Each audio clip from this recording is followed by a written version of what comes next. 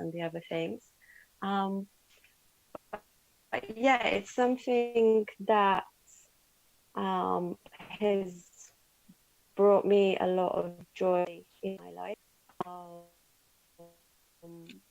Because the word simplicity came to me from my partner Krasi a lot of times when we were kind of making decisions. He always said, what would be the simple thing to do? Would be simple.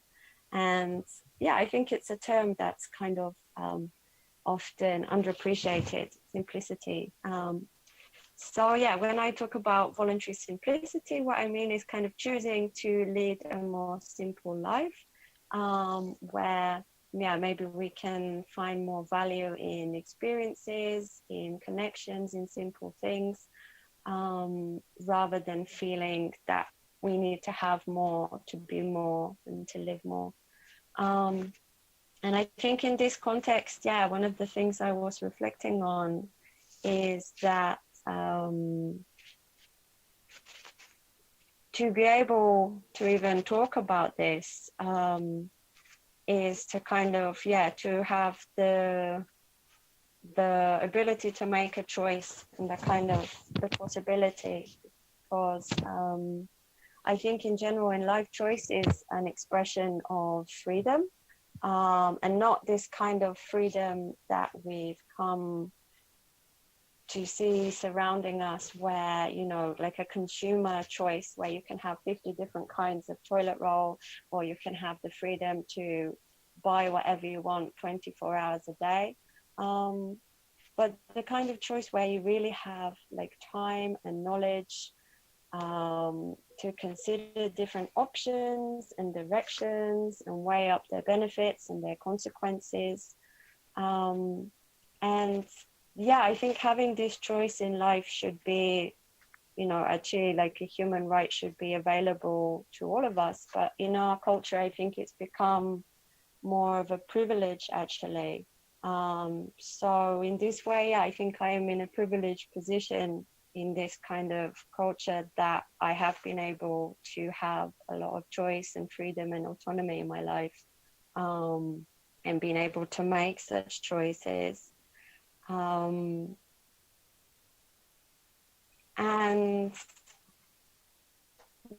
for that, I feel very grateful. So I want to just speak a little bit about, how I kind of feel that I've used these ideas in my life. And then it would be nice if, other people have some kind of ideas on this in terms of, like, does that term mean anything to you? Choosing to live a simpler life, is it something that's brought you value? Do you have any kind of ways that you've brought simplicity into your life that has been meaningful, or any areas of your life that you would like to simplify?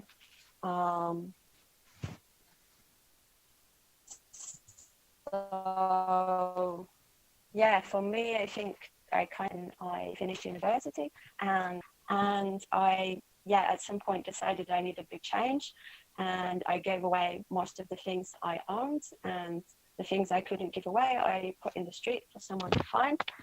And I went and lived in a different place and traveled for a long time, and in the end ended up finding a bicycle in the forest and traveling with that bicycle, and finding really a lot of joy in living very simply. Finding that when I needed something, somehow it came to me, like finding a bicycle. I left my last bicycle in London, and then another bicycle came to me just when I was wondering how to continue to move, to travel. So finding this, and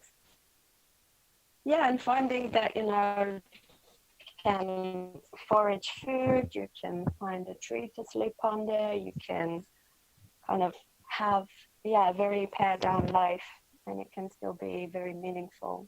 And after a lot of traveling, when I settled down in the place where I am now in Bulgaria, in a small community, yeah, we kind of, I guess it was a bit like a kind of life detox or fasting. So already I got used to living with a very small amount of things. And yeah, when I came here, there was a little cob tiny house that my now partner had built, which I started living in. And then he came here to live with me as well. Um, and yeah, in the beginning, we kind of didn't have anything really there. It's like the place we live in the middle of fields, so there was no water, no electricity. So at the time, yeah, we had a small amount of water.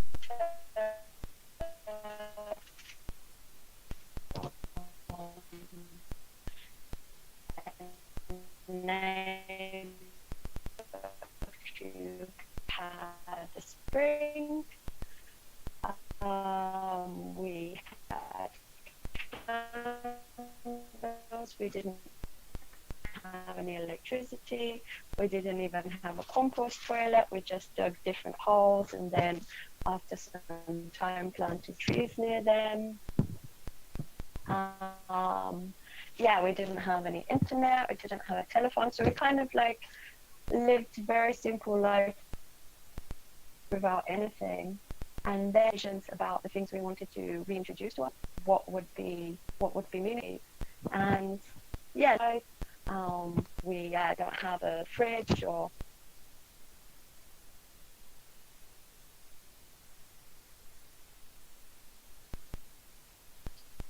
I think we might have lost.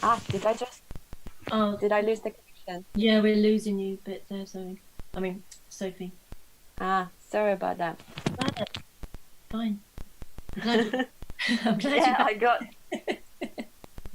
disconnected. So yeah, I think what it's kind of shown me is that every time when I kind of pare things down in life and choose to be simple, it's opened a lot of opportunities. Now we've kind of found a way of life where we live in a piece of land that my partner owns. We've invested in certain systems for electricity and water and things that we've built. But it gives us, like a lot of freedom and autonomy and, the ability to give time and to be able to serve community and serve other people, to be part of the roots and permaculture community, to be able to teach, to have youth groups and volunteers here. And sometimes it feels like maybe life is more complicated when you live in like the town and everything's kind of organized for you. You don't have to think about all these things so much, but somehow they weigh on you, like nothing is for free. And to have a lot of things organized in your life, you have to give a lot of time in order to pay for them, in order to to pay that kind of embodied cost of having life organized for you. So I think this term voluntary simplicity is something that's very powerful about how much can we really choose to kind of let go of in life in order to have more time and more energy and more space to focus on the things that are really important to us. And I'd like to open this to a discussion. If any of you would like to share any reflections on this idea of simplicity, if it has any meaning for you. Oh yeah, it has loads of meaning for me, Sophie. I think that's beautiful, absolutely beautiful. And I think that in that life, I'm sure that, I guess my question for you is the richness that you found makes it, my experience is that the more simple that we are, in fact, the busier that we can be, because we are connecting on, and as you know, that's my thing I'm talking about, but we're connecting on a level that makes us so in tune with everything, you know, by almost tuning out the complications that are unnecessary to life, really. You're tuning in. You call it simplicity, but it's actually such a rich environment, isn't it, of finding oneself and connecting with other beings that are out there. So for me, it's beautiful what you're saying, and yes, I think that you're in a very enviable position of being able to do that, and very brave, because many people, they find that step of being without, you know, so with the simplicity, you have to be without, and that really tests our dependence to certain things. Yeah. How did you feel about that? Did you welcome it? Well, you obviously welcomed it. I mean, you happily went without. But did you feel the sort of the wonder of it and the joy of being without, you know? Yeah, I think it's really beautiful, and also it kind of makes you really appreciate small things. Like, for example, being in a hot place and not having a fridge, or air conditioning or something. I really appreciate jumping in my pond and like listening to the frogs and finding the deep part of it where it's cool, or going somewhere and having like a drink with ice in it, you know, it's like really exciting on a hot day, or yeah, or You going make an to ice like house. maybe You make I an could ice house in the winter.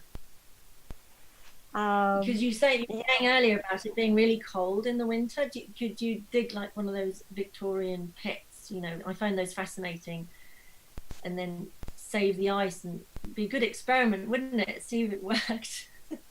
You could keep it all year round, because they actually used to do that. They did, but I think they brought that from places where there was kind of very very hard frost, like here, or maybe from the mountains I could bring it. Yeah.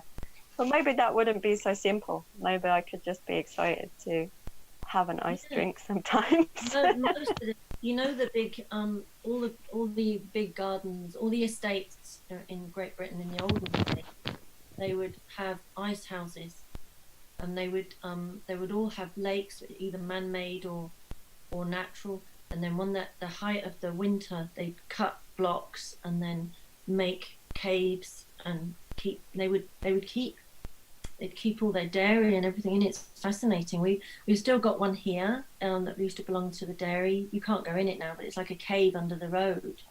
It's fascinating. It'd be a great project, wouldn't it, for you? I don't know. Yeah, you've got my imagination going now.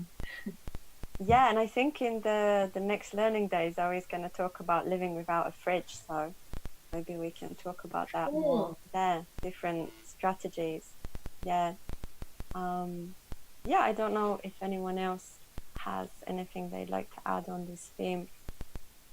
Yeah, I think like simplicity has always intrigued me in a way. Like I see simplicity not per se as ease. I think those are two very different things. I always try to do like very difficult things all the time. Even as a child, I chose the things that were like, a bit more challenging, but in the end, simple. And challenging, simple things might be challenging because they're just not in in our general education or part of our thought system, or because everything in our whole society is so overcomplicated, so sometimes simple solutions are just not normalized, or you can't make money with simple solutions because anyone can do that. So recently, for example, also decided to live without a fridge, which we'll be talking about next, on the learning day, which is also very nice. And yeah, I think mainly I really got more into like the simplicity when I was in high school. I went through this phase of like doing volunteering and stuff, and together with a few classmates we were like, oh yeah, let's volunteer in a foreign country, like in Africa somewhere. Now I'm thinking like, what the hell? I'm not standing behind it at all, but back then it was seen as something good to do, and there I was faced again with like how simple life and solutions there are. Not easy, that's something completely different again, but how, for example, in a hospital, like all the doctors were supposed to be doing everything, so the people that were like treating bone fractures also had to do heart surgeries, and they had to come up with solutions for problems with the material that they had, and they just worked well. But here in the West we just use these very complicated and machinery and stuff that to make something to make something that could also be done in a much simpler way. So that there was facing again with like how simplicity might also just be a better solution sometimes to our problems, and how like complexity is actually super capitalized and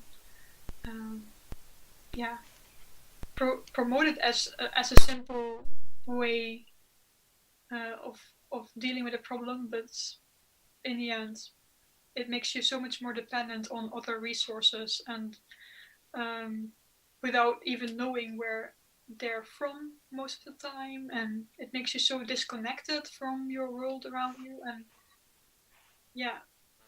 when shit happens, then you're suddenly out on your own and you don't know how to deal with life. I think the term embodied energy is very interesting in that context as well. Like you think, like for example, making a natural house. We're coming to the end, so I'll just kind of wind up now. But making a natural house, for example, you need like a lot of people. Like, so we have a light bulb house, and it took a lot of time and a lot of kind of human energy to make the house. But at the same time, the materials in themselves don't have so much embodied energy.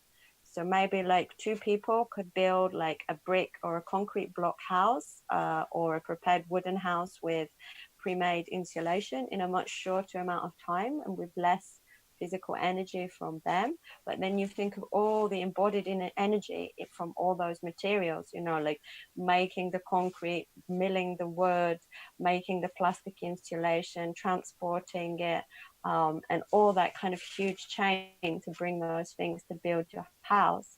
And then you could think about, we've got like our walls are made from a mixture of straw, which grew in nearby fields, and soil, which grew like on the ground that our house is on and in the river nearby.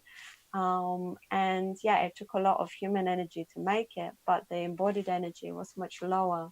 And at the end, all of it can go back to the earth and can start again in the future.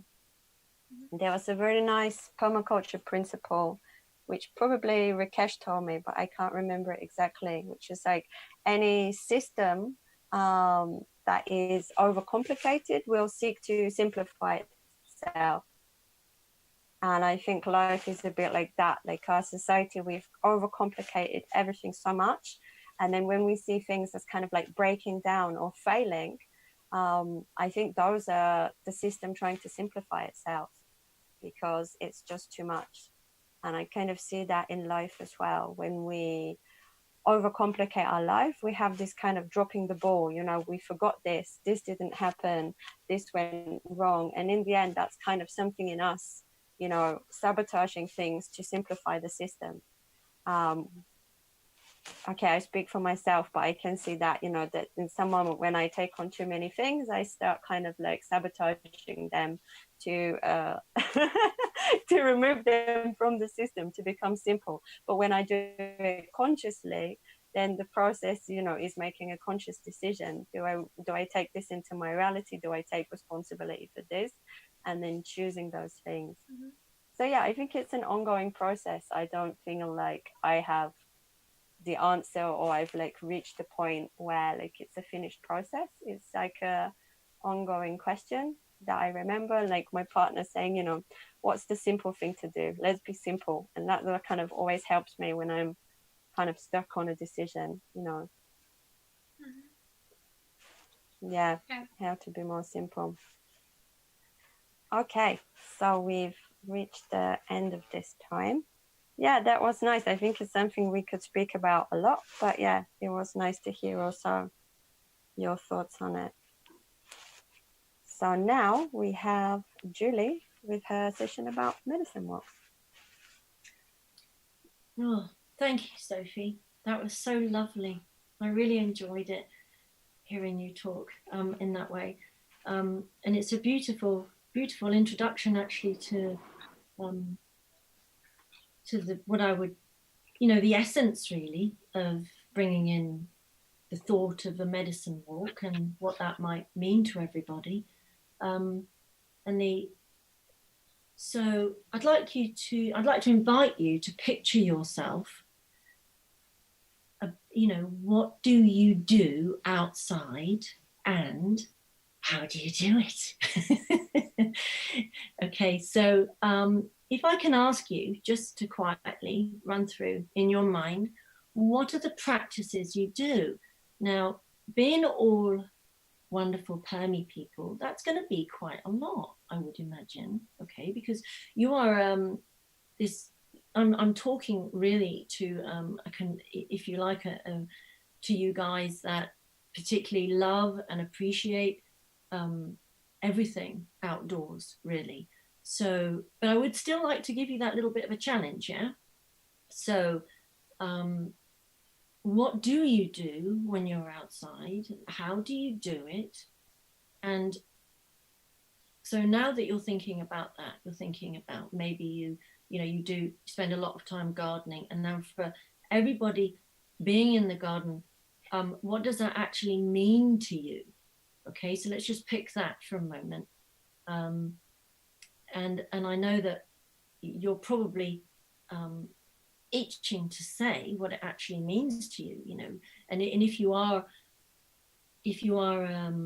a lover of plants and a lover of the soil, you're probably imagining your hands going through the soil and feeling that joy, yeah, because it just is. If you love it, you really love it. And there's nothing like connecting with the soil. For instance, you know, you're probably thinking to yourself, well, you know what type of soil you're connecting to by just putting your hands in it. You can feel how much sand there is in it, or maybe it's sticky and it's all clayey, and you want, you know, remembering as a child maybe when you was making it into different objects. I have to say I do that now, and it's one of and lots of people absolutely love it. Everybody loves making something out of clay, you know, and if you can make it from the soil that you're with, how much better is that? So, you know, but maybe you're someone who hasn't really had that experience. So, you know, maybe you haven't thought of being outside in that way. Maybe you go, you know, let's go to the other extreme.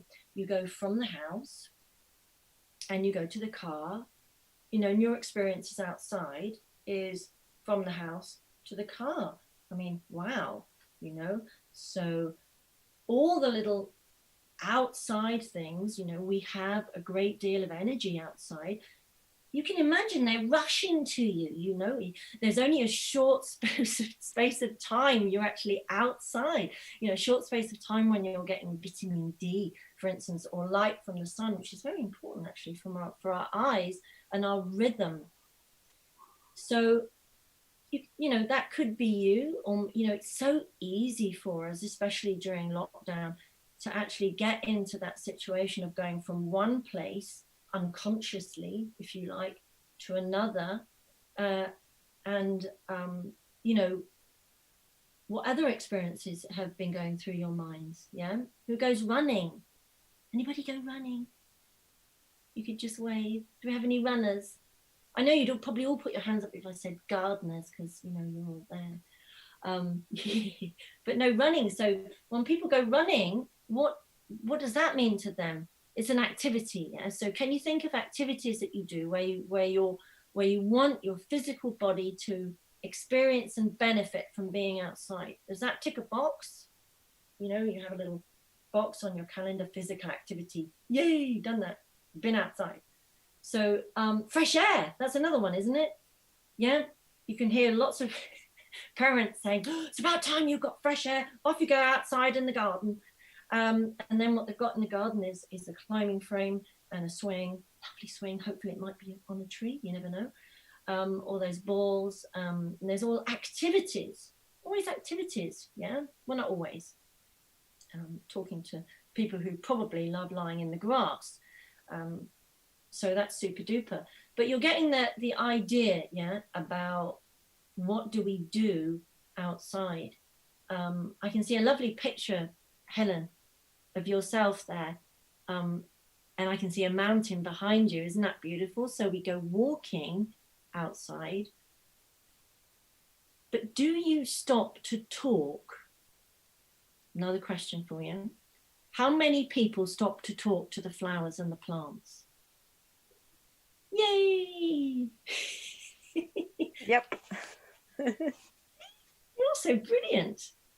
So I would like to share a couple of things with you about talking to flowers, plants, and other beings that you might meet, and the possibility of that.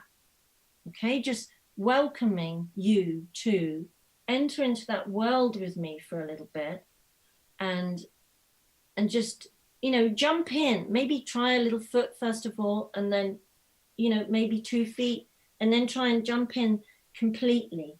So I'd like to start off by sharing with you a couple of messages from some very well-known friends that I have, okay, that I talk to, and see what you think. You'll recognize them, but see what they say. See what they say to you, okay? So this one is from the sunflower. And the sunflower is particularly saying today, I am the sunflower source. So as I talk about the sunflower, you're imagining the sunflower, aren't you? It's big and tall. And I know you can get miniature ones, but this one's big and tall. And it's there, isn't it? Right in your face when you're standing right next to them sometimes. So the gift from the flower, because they always bring you gifts, you know, if you stop and look and feel and sink in. So I'm inviting you to come and sink in with the flower. Follow the light of your source, the sunflower is telling you. Follow your fiery passion for the divine. In whatever form that presents, you flourish. Life lived with the passion for the divine is a rich life, a nourishing life, a meaningful life. Following the light, you grow tall, ascending to get a clear view above the crowd. Opening to the divine, bathing in the fierce light, chains of the mind dissolve and the soul is released. As the soul grows, there are no issues about the soul being seen or heard. You give great joy and hope to others when you flourish, reminding them of their inner fire and light, tracking the divine light for total immersion. The sun sets you also. When the sun sets, you also take the time for integration. That's a lovely word, isn't it? Integration. How much time do we ever give to that? Waiting patiently for the sun to rise again. Effortlessly, by simply being, you share your radiant nourishment, inspiring others in their quest for self-activation. So you can, did you get the little message from the sunflower? That's what she's like, isn't it? The sunflower says to you, we have such a brief time of glory, so don't be closed or in misery. Share your juice and your love. Flowers can be open givers, or they can require insects to jump through hoops for their nectar. With sunflower, it's all about the here, on display, nothing hidden. Full frontal, the sunflower says. What you see is what you get. Everything is open to the light of the holy sun. There is no hiding my joy or my sorrow. When my beloved sun is all around, I am totally open, totally available. When he is not, I wrap my arms around myself and I wait. When he comes out again, I am joyous once more. My heart is on my sleeve. How can I hide? And why should I try to? Sometimes you just have to stand up and shout it out wherever it is, whatever you are feeling, whatever is going on. There is such a freedom in this, such a strength, such a liberation. Don't care about what people think. What does it matter anyway? So that's the energy of the sunflower. Isn't it beautiful? So you might be on your, on your journey, and you're walking, and you're, whatever it is that you're doing outside. What do you notice about being outside? Are you going to take the time to look deeply into the beings that are the flowers and the plants all around you? I'm hoping you enjoyed that, because I've got another one. Because this is a medicine walk after all. So you're probably gathering that, this is a deeper exploration into maybe what some of the flowers and the plants might be saying to us on a different level. So this one is interesting because is this the foxglove? Okay. So one of my absolute favorites. I just can't go by them without going up to them. Too much touching is probably not such a good idea, but because they can be quite poisonous. In fact, they very are. But they are divinely beautiful, aren't they? And they just call you to themselves. They've called me since I was a child. I totally love the way they grow. So this is the gift from the flower, the gift from the foxglove I'm going to read you.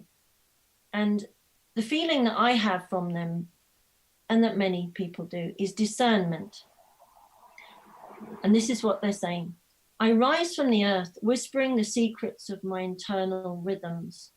What is your relationship to timing? We all have rhythms and cycles. We are here to anchor you in time. That's the foxglove. You help to adjust to time. We help you to adjust to time, to find your soul rhythm, not society's rhythm. When you find your authentic rhythm, many things fall into synchronicity. Do you catch the windows of those synchronicities? Do you ride the waves of time? Come meditate with us, they say, upon our form, and we will help you to find your time, your rhythms, your cycles. When you know your rhythms, then you can merge more effortlessly into the rhythms of others, and your life becomes a dance. When you dance your dance authentically, society conforms to you, not the other way around. All the wisdom of life and death is contained within the foxglove flower. Foxgloves mingle the rhythm sensitivity of clover green with the deep grand wisdom of the watchful forest green. But it has a sinister side, for the digitalis from foxglove is a medicine that can kill or that can heal. Doctors prescribe it for arrhythmia, a state where the heart is out of rhythm. Used wrongly, it can poison you. Foxglove is full of ears, responsive to every vibration. Look at them. From their towering position, they are watchful, aware of everything which is taking place. The lesson of Foxglove is respect and discernment. For example, your mind is often sprinkled with nebulous fear. Foxgloves create such an alert watchfulness that you can immediately see from where the fear has come. The most precious things can be medicine or poison. We are inclined to be lazy and habitual in our behavior. If something is good, it must always be good. If something is pleasurable, we want more and more and more. Foxgloves gives you the quality of an aware responsiveness. You can cultivate the subtle ability to discern between what is needed and what is not, and what is food and what is poison, and what is helpful and what is not, moment by moment. As you enter deeper into the mysteries, you need the quality of discernment more and more. It's a quality that comes from deep within, not from the head, but from the heart. So, how long have I got left? Is it 5 minutes? So, I could go So on. according to the timetable, you've got another 5 minutes, but actually Emma isn't coming to do her session. So it's possible to adjust the timetable a bit to have longer if you like. Can I read well, I'm just going to presume you're actually enjoying this. And I want to read you another one. I'm enjoying it, yeah. Oh, good. And then I'm just going to take you on a little journey. Has anyone got anything against the drum? Does it, now is the time to tell me, okay, if you don't like the drum or the sound of the drum, okay? When everyone's sound is off, it actually comes across okay on Zoom. But should you feel that there's any, I keep saying today, I'm so sorry. It's like my head's a little bit out, I think. Anyway, so if you feel there's a distortion, please just put your hand up and we can do this totally without, all right? But I want to read you one more from the Humble Dandelion, and then if we've got an extra 5 minutes or so, or however we're going to adjust, I'd like to take you on a meditative walk with the drum. Okay, so here we go. So the dandelion, it's gutter love. Gutter love, isn't that terrible? It's actually, I feel quite offended for the dandelion with that. But the dandelion is one of my favorite plants. I'd probably say that about all of them. So the gift from the flower, our beautiful dandelion. My soft feathery crown is open to the divine. Many petals catch the variable cosmic rays. I bring them to the earth and I plant them deep within my firm, solid roots. My bitter leaves with jagged teeth keep away those who would detain me from my task. Although not me, I find them very tasty. I am a warrior of light and I help you to transform toxins, both within and without. My call to you is to purify, to detox, to neutralize poisons, to turn what you can into gold, alchemy. I nourish you as we do this work together. Dandelion emanates one of the highest, most precious vibrations of all the plants. It is found almost everywhere. Where nothing else will grow, you will find a dandelion. The highest of the high wants to get everywhere. Think of rainwater.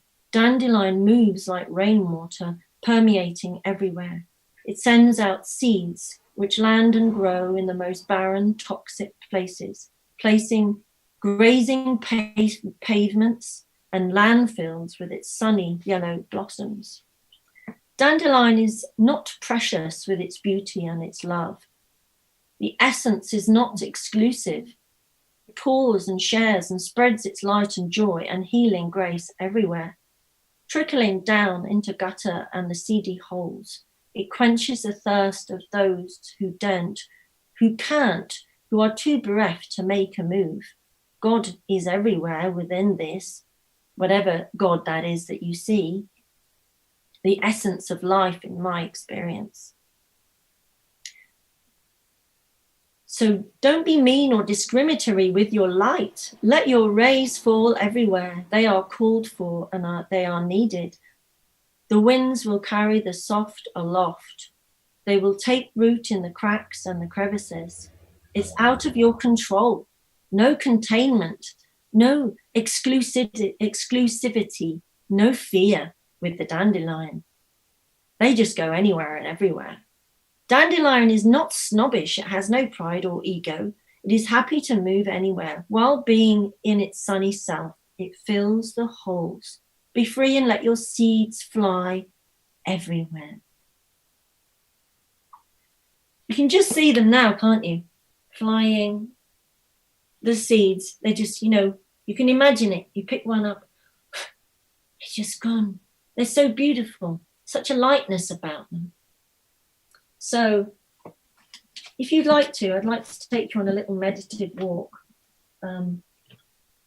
So I'm going to try this, all right?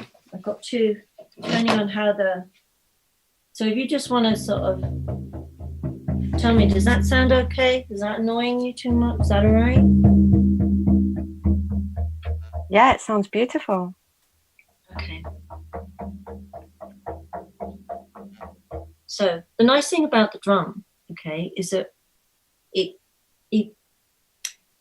holds your attention, holds your mind's attention, so it gives your heart time to play, basically. So as you're listening to the sound of the beat, it sort of frees up the part of your mind that is creative, because the beat's soothing. Some people feel it's like the beat of the mother's heart in the womb. Other people can hear it in nature. For me, there are sounds and frequencies that dance around the drum, the sound of the drum. And so the drum is never alone. So I welcome you to, I'm just going to drum really softly. Okay, and hopefully that you'll enjoy that. There are some people who don't, so if you're feeling uncomfortable, I'd like to apologize. But hopefully you'll embrace the gentle sound of the drum, and maybe you just want to close your eyes.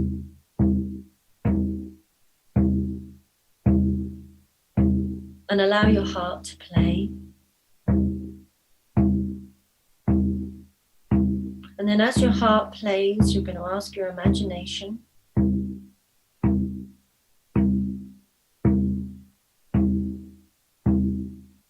to come forward and gently imagine a garden path, if that's where you would like to be. Or it could be a path in the forest. It's quite nice if you know this path well.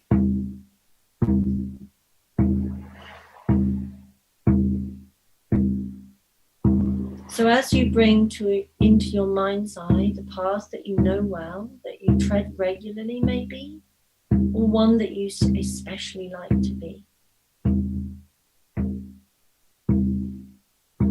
So as you bring your attention to the path and your feet, you're walking gently, you're walking softly,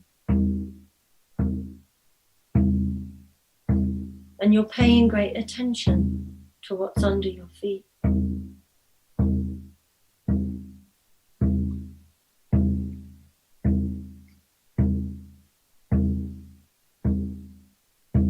You're paying attention to the sounds your feet are making. Maybe you have bare feet. Maybe you're enjoying the feel of the soil on your skin, or the prickly, dry seeds that are arriving from the plants either side of the path. So as you're looking and thinking, well, where have they come from? You're beginning to look up.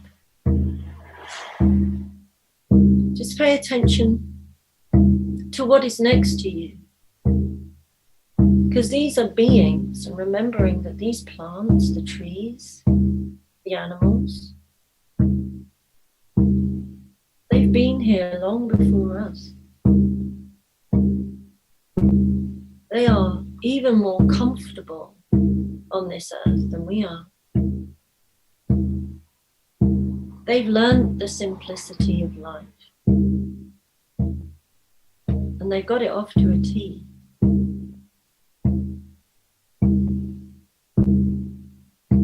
So as you walk in your mind's eye, you might recognize some of the plants along your way, some of the trees. Just stop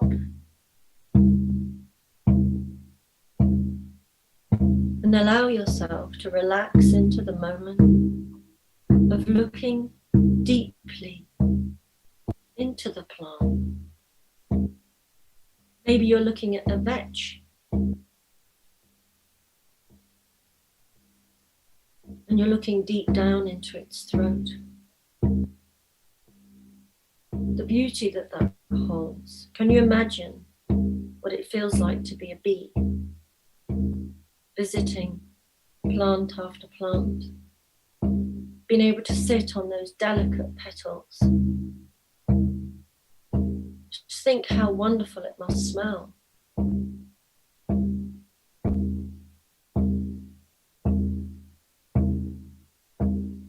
And then as you move on, what else do you see? What are you being called to look at? And what is the message that your heart wishes to hear? Allow yourself to give your heart the whole reins, if you like, you know? Allow yourself to play and to stop and to look deeply and then begin to feel deeply. Because all connection takes time. All connection is equal in what is given and what is received. So when we take the time to look, the time to tread gently, the time to tread softly on the earth, it's a gift to ourselves. And it's also a gift to the earth.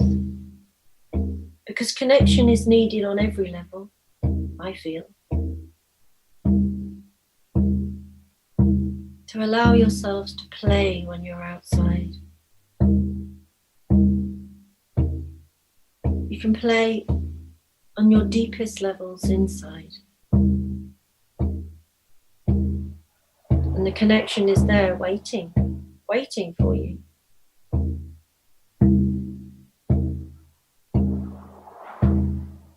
So I'm just going to drum just for another couple of minutes.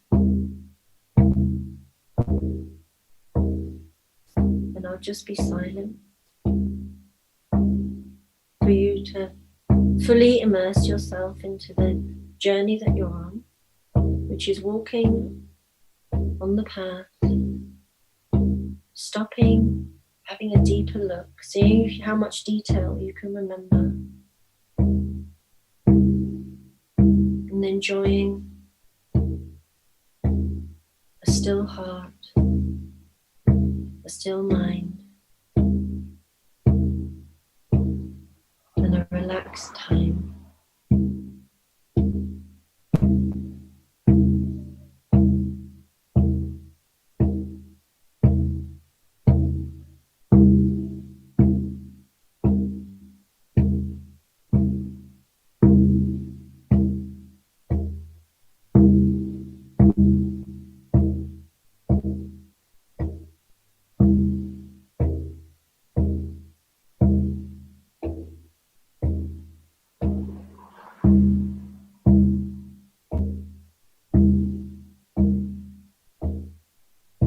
So then, now that you've enjoyed your time walking the path, you're going to turn around and walk back the way you came. Walking back past the plants and the flowers and the trees and the beings that you met on your way.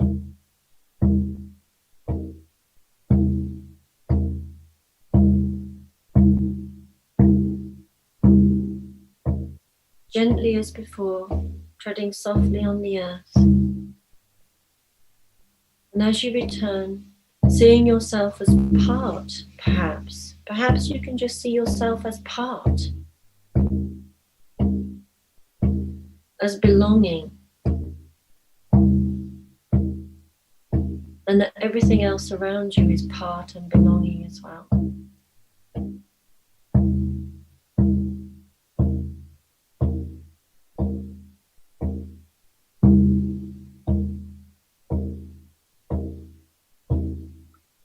So now you're at the place where you started.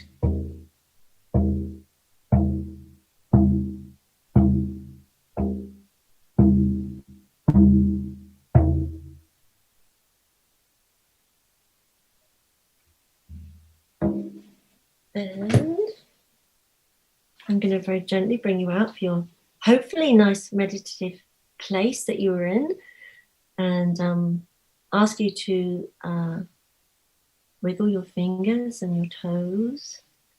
Just move around a little bit, because, you know, the drum tends to give you a nice, takes you into a meditative state where your body and your heart starts to just relax gently. It automatically does it. So you might find yourself is, you know, quite relaxed and feeling like you want to stay there, really. But we're actually needing to go on to the next thing in a moment. But I'd just like to sort of check in with you all before you do. So do you want to, can I just check in to make sure that you're all feeling good and fine and ready to listen to the next session? Yeah? How are you doing? Very Zoe, nice. how are you doing?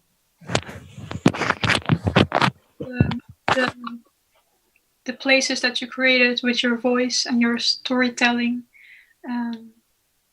yeah, you really took us on a journey somewhere else. It was really nice to listen to you. Yeah. That's great. Sylvie, I noticed, Sylvie, you put your camera off. How are you doing? You okay there? Yes, I am. I was actually lying down on the floor and just having my legs up on the wall and enjoying the journey. Oh, I almost fell asleep at the end because the drum, as you said, is very meditative, and I'm really tired today. So it would have been, it is lovely to actually stay asleep, but I'm so pleased. That's lovely. You stay there. That's Thank you. Thank you. Sophie, how are you doing? How are you doing, Sophie? Oh, very happy and relaxed. I was also lying down, and like Sylvia, I was also, drifting away from my body a bit. Wonderful. Yeah, it was beautiful. I actually went on the walk that I went this morning, because I always take a really early morning walk around like the area where we live and the forest. And this morning I saw a deer leaping across the path into the forest, and but it was really nice taking it again. So I took this route, but with bare feet and like in a more kind of dreamtime feeling, and it was very beautiful. Ooh, can I ask you, what did you notice that you didn't notice the first time? The feeling on the feet was very beautiful. So I was feeling like a warmth on the feet, and I was feeling the rhythm of my walking, with the rhythm of the drum, and then the rhythm of the deer's feet as well. So that was very beautiful, connecting with the footsteps. So isn't it wonderful that you pick up your inner memory, remembered that. So, I'm pleased that you were able to bring that forward. It's, it's amazing what we pick up, isn't it? That we don't think about the first time round. That's lovely. I'm so pleased you shared that. Thanks, Sophie. So I'm not sure if Rakesh, are you actually there, or are you still chilling? Because I know Rakesh had a really busy day. Yeah, he may be resting. Helen, how are you? How are you doing? You there? You don't have to respond, but you know, Helen, there she is. Hi, I am here. Hi, Helen. Yeah, that was lovely, Julie. So beautiful. Really nice. Yes, That's my great. rubbish today, so I've kind of thought I'd stick it on. Yeah, well, you look beautiful. You do. Oh, thank you. It's nice to see that was you so here. nice. I love drumming. I really do. It's so calming. Yeah, so I really love it. Yeah. We should have gone on then, shouldn't I? Taken the whole session. Don't tempt me. So enjoyable. Really good. As always, Julie, as always. Oh, thank you. I just wanted to check in with you all. You know what it's like if you know, I just have to see, I just love to be able to have that intimate connection and just chat, say hello. Yeah. So thank you all for responding. I really appreciate that.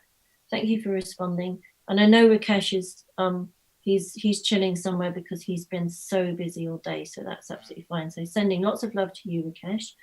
And so now, what we've got now is just going back to so we're not doing the plant anatomy. Is that correct, Sophie? So now what we're going to do is go for a break. Yeah, Emma, sends her apologies, but she doesn't have the energy today.